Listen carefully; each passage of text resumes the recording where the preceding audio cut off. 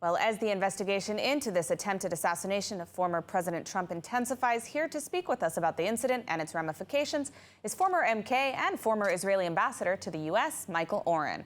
Michael, thank you so much for joining us. Just to start, what is your take on this attempted assassination of Trump, and what are the ramifications in terms of political violence? Good to be with you, especially, even on this very hard day. I've been working in Washington back and forth, working to deepen awareness about the situation in the northern part of the country. And one of the takeaways you come away from Washington is that you come back to a country, Israel, that is at war, but you feel like you've come from a country which is also at war, a different type of war. The level of political discourse, of violence in that discourse has been shocking. So the attempted assassination attempt was shocking, but it wasn't surprising.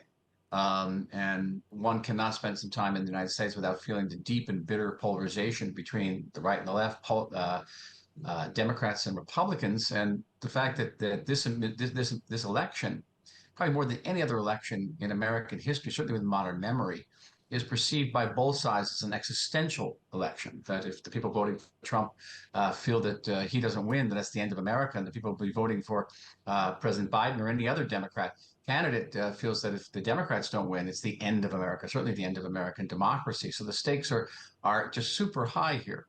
And the level of discourse, again, is extremely violent. It's sort of hardwired into that discourse. So again, it was shocking, but not surprising.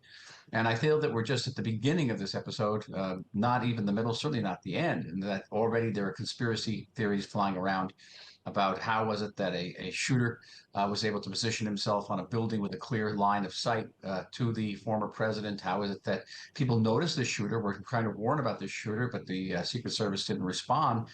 That's going to cause a tremendous amount of instability or further instability in the American political system. These type of accusations will be floating around.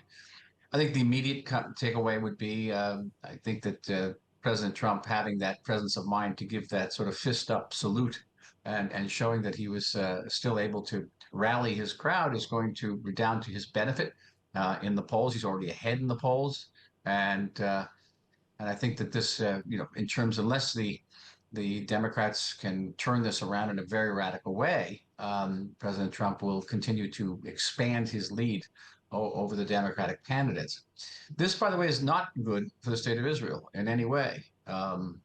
Looking back at history, say 1973, when President Nixon was in the throes of the Watergate scandal, basically locked in a room in Florida. The Soviets took note of that. The Egyptians and the Syrians took note of that, and one of the results was the Yom Kippur War attack of October 6th.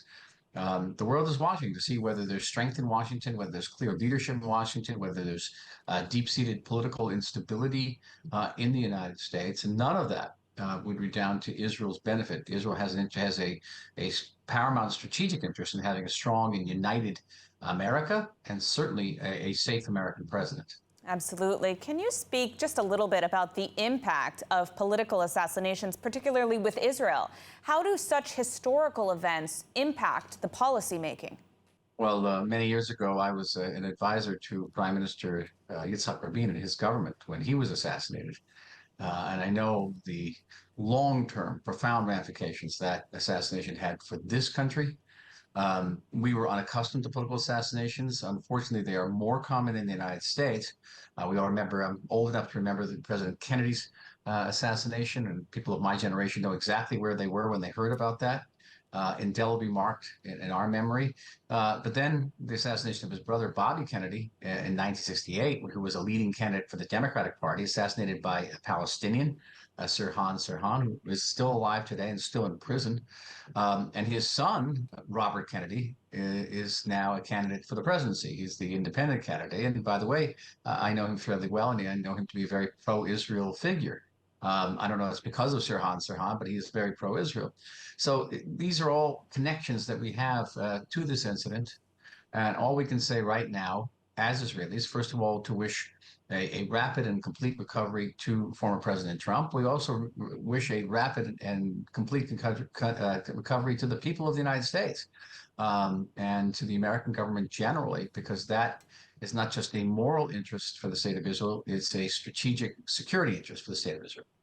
Now, do you see any similarities between the style of rhetoric against former President Trump and the style of rhetoric we're seeing in Israel?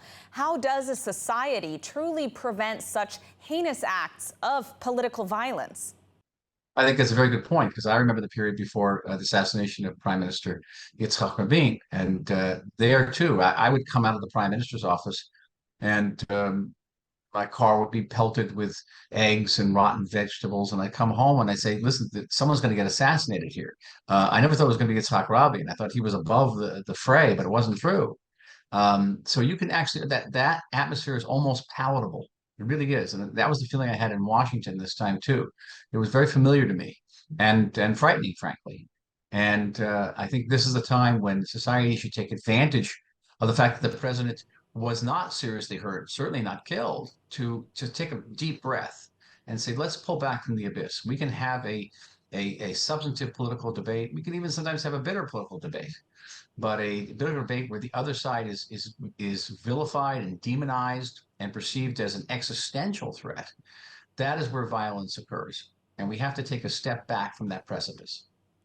Absolutely. All right. Well, we are out of time, unfortunately, but thank you so much for joining us, former MK and former Israeli ambassador to the U.S., Michael Oren. Thank you, and have a good and quiet, safe day.